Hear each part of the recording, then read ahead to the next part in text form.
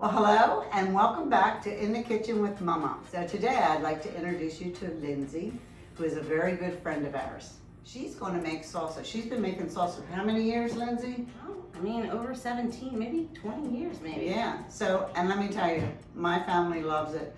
Sometimes we just invite her to cook out so that she shows up with the salsa. That's why I don't want to do this, because I don't think I'm going to get invited to anything else until everybody figures out how to do this on their own. So I always start with the tomatoes. I'll also mix in my cilantro with that because I like that the tomatoes kind of rinses out the cilantro and doesn't get stuck to the side. So I just take a tomato and I'm going to cut it roughly. It's probably not the safest way to do it, but I always just kind of cut on a diagonal and get that core out. Cut it probably into quarters, so you'll have 4 pieces there. The first time I made this salsa, I rough chopped everything. But then there was one time that I was going down to the beach with you guys years ago, and I left this to the last minute, and I did not have time to rough chop everything. So I was like, oh, I'm gonna go get my mini chopper. So I got my mini chopper. This is my mini chopper that I use all the time. And then if there's a grind and a chop, and I go a little bit of grind, I go a little bit of chop, a little bit of grind. So it's still kind of chopped. So put that in there. What I've also learned over time is that the cilantro does get stuck to the side. So what I'll do is, it's already washed and drained, and make sure it's kind of dry.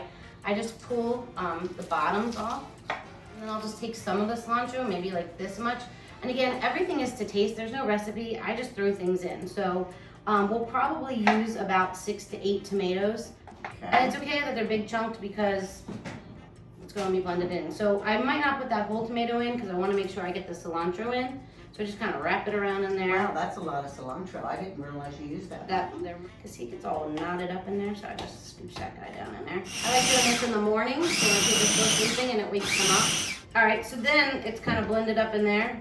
Pull that guy out. Now that looks totally different than the first batch. That's real green looking now. Yep, and now you're gonna have the cilantro mix. This is the secret. I don't know if I should tell everybody the secret. I think the secret is Morton's Kosher salt. I've used different salt, different kosher salt, regular table salt. I like Morton's and I think this is it. And again, I think another secret is it's a lot of salt. And I don't think people want to use that much salt, but it's a lot of salt. But you're gonna shake it in there. Okay. And that's probably still not enough. Is it better if you make it the day before? Usually. So we'll just keep adding the tomatoes, and then we'll get into the jalapenos and onions. So before you go on, since you added all those tomatoes need salt, so I'm gonna taste it. She added much more salt. And I still think, again, this is Morton's Kosher salt, the best.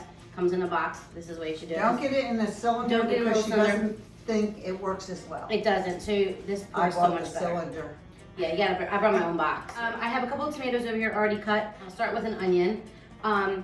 This is a good size onion. Again, everything, there's no measurements. So, Good size onion. yeah, it's a good size onion. So, just cut off the ends, do a little slit down there so I take that peel off. I'm gonna just quarter this up.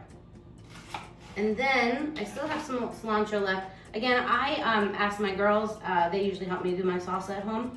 And does it have enough color, right? So right now I'm seeing I still have some cilantro left.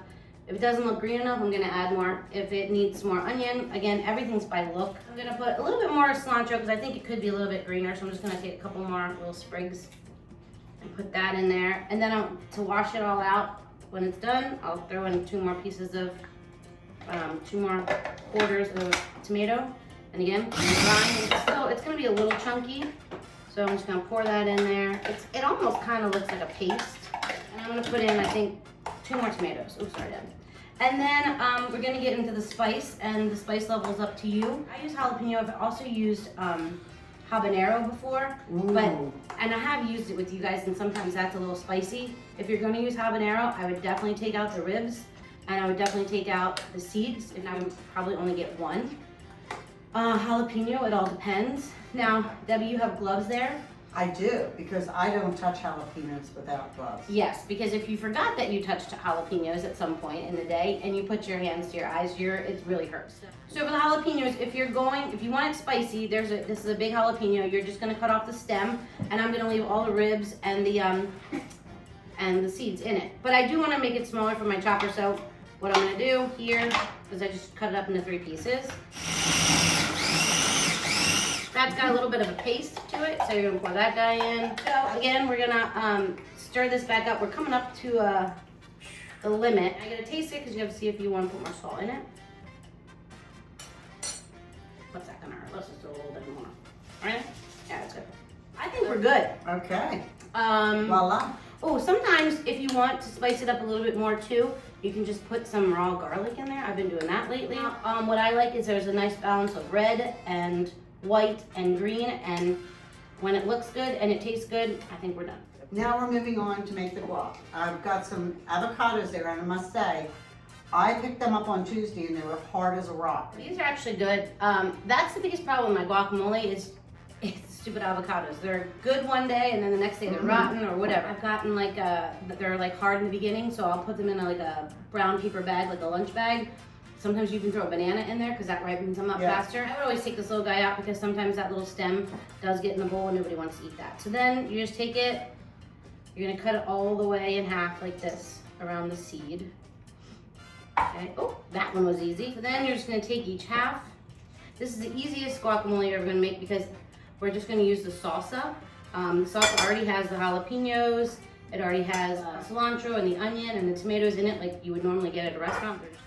This one seems very ripe, and I guess when they're very ripe, those seeds just come they're out. just popping right out. I do make it in small batches, so like when we go to a party or whatever, I'll bring like 6 to 8 avocados. And I'll make the first batch for the first group of people that get there, and then when the second people get there, they want to have it too. And then I'll take the salsa we made earlier and just, this is again all to taste, and you just put in as much as you want. So I got my potato masher here, so I'm just gonna kind of, this does make it a lot easier, and just kind of mash it all up.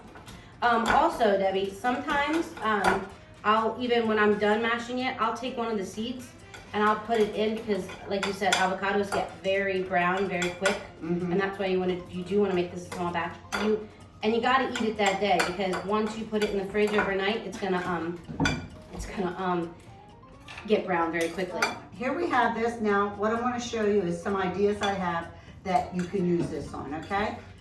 Well, welcome back. We have now set our island because we have our potatoes, we have our tacos, and we have a nice cream cheese dip. We're going to put this salsa on all three. And I wanted to do this because I want to let you know how well you can use this salsa. Some people, it says that it's just used for these. Nah.